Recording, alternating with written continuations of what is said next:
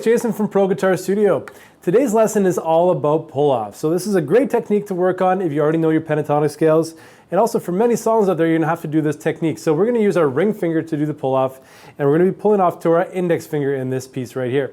And so mostly as we go through this, we're just gonna have to use our index and ring fingers because it's a classic sort of pentatonic box that we're working through. So let's dive in and take a look at what we're doing. So starting off, we're going to take a look at the single note examples that I played at the beginning, but I will go into the chords afterwards as well, so the harmony makes sense here. So I'm using, in this case here, a C sharp minor as a starting point. So the scale that I'm using is the C sharp minor pentatonic. Okay. Now what I'm doing here, I'm also extending it out. So I'm going down to, we'll say shape number 5 or pattern 5.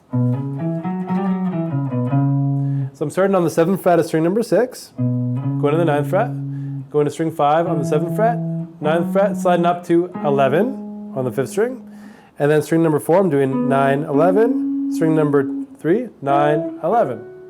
Now if you want to extend that further, you'd slide up to 13 as an extended pentatonic shape. Right, so 9, 11, 13 on the G string, and then we're going to play 12, 14 on the 2nd string and 12, 14 on the 1st string. And so I'm starting off on the 11th fret of string number 3, and I'm not going to go to the first 2 strings for the actual theme that I'm doing here. Now, for the improv, I do go into that, but the theme's going to start off on the 11th fret of string number 3.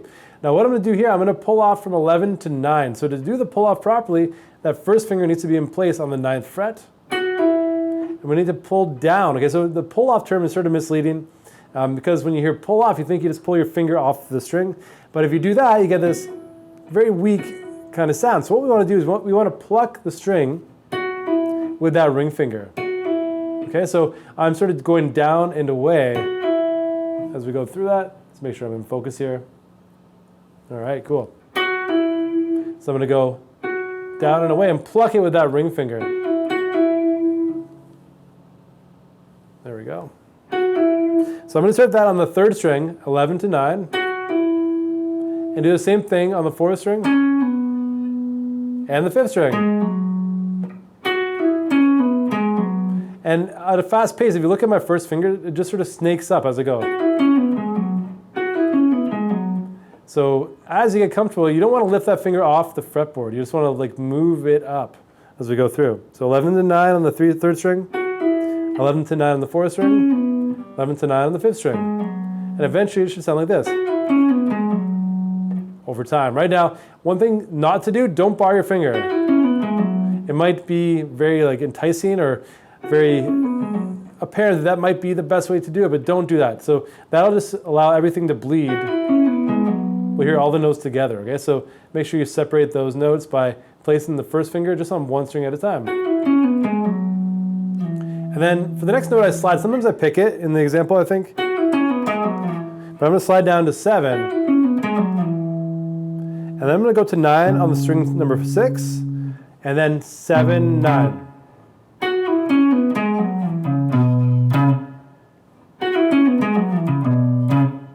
Okay, now the second time, same kind of phrase. So all the way down to that note, to the 9th fret, string number 6, always the same there.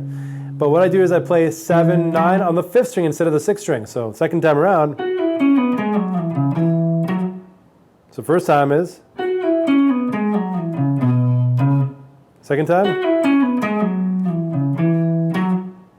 So we're really getting that pull-off technique in. Trying to really get that ring and index finger working together, okay? Now the 3rd time, same thing as the first time.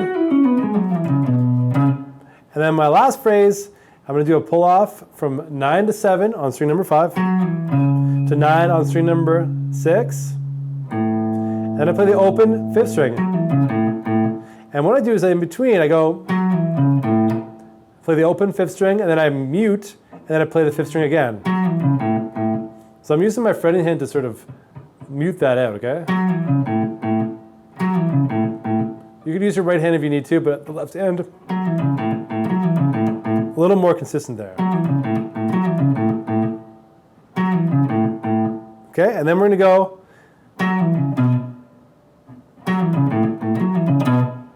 to the 7th fret, instead of the open 5th string, 7th fret, string number 6, with the same rhythm. And we're going to play 7-9 at the end.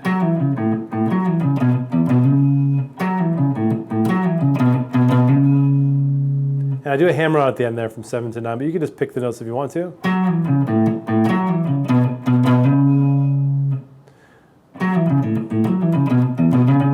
I think I might add extra strums at the end there, so from the start.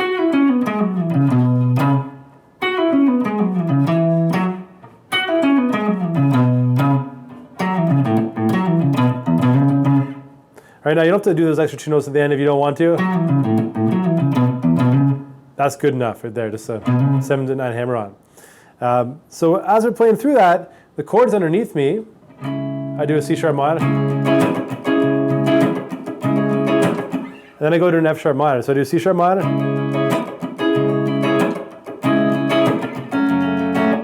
And then back to C sharp minor. And then I do an A chord. So I do the A. So down, up, rest, down, up, rest, down, up on the C sharp minor. And so to back it up a bit for the rhythm on the C sharp minor, I go down, up, down, up. So I do down, up as a strum. Down as a mute. And then up, down, up.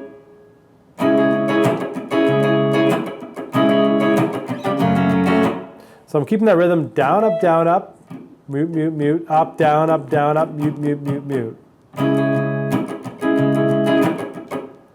Okay, that's my main rhythm all the way throughout until that end. So F sharp minor, A, B, C sharp minor. Now the second time around, just to make it more interesting, I change the F sharp minor to an F sharp major. So I go.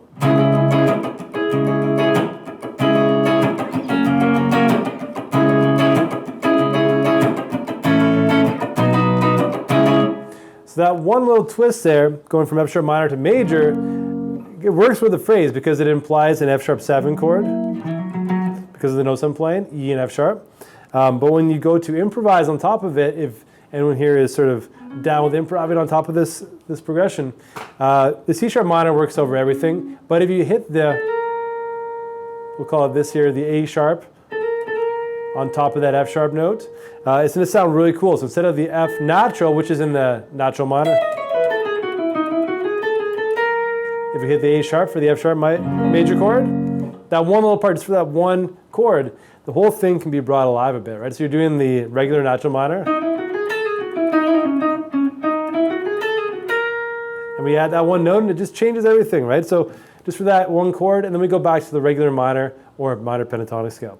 So keep that in mind as you're soloing on this. That's one really cool thing about that chord changing from minor to major. But here's the progression again from the start, and then I'll repeat the phrase again from the beginning so you can hear it. 1, 2, 1, 2, 3, 4.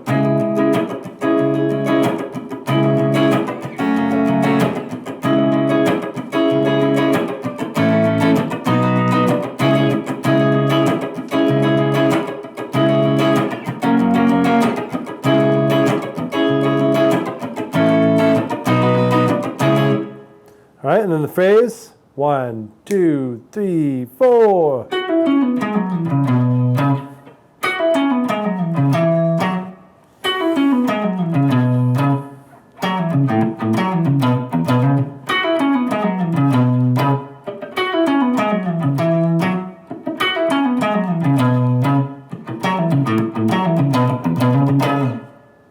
All right, so there you go, some nice pull-off practice using your ring finger and index finger through the C sharp minor pentatonic scale.